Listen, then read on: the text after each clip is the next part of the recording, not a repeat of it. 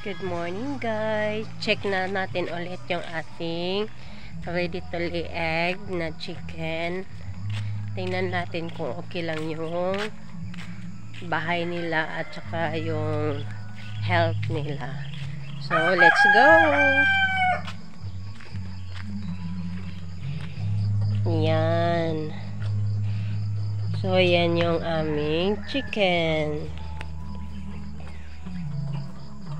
So, it's time to eat and clean their house. Look at. So, ayan.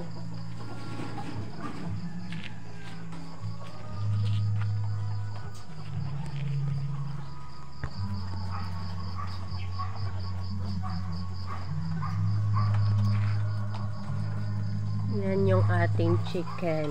100 heads yan.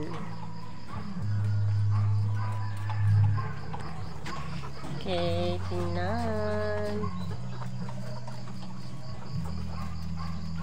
Ito lang ipantay ang ilang pagkaon. Itong ipantay kaya parang uban makakaon, no?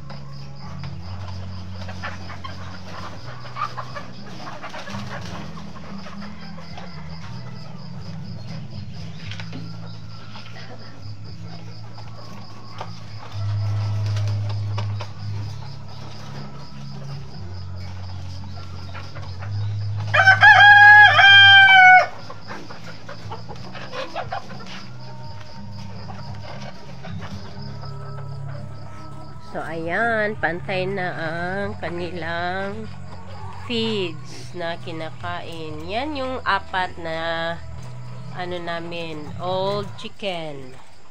May egg na naman siya. Yan. Hala, nabuka ang isaway. Sa black na mo, kaya nabuka mong chicken to sa ilaw. Maybe pag butang ani. Okay, so muna among upat ka Rhode Island. Tulo ka Rhode Island, then isa ka Black Australorp.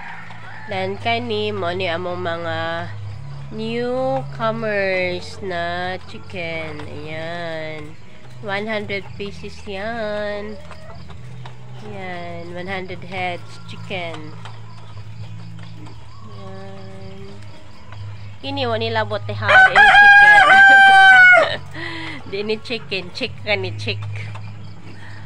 Okay, ayan. Yan yung aming chicken. So, hintayin lang namin ito. Mga after 1 week, mag-produce na ito ng mga eggs. So, yan lang. Update ko kayo later or tomorrow. Bye!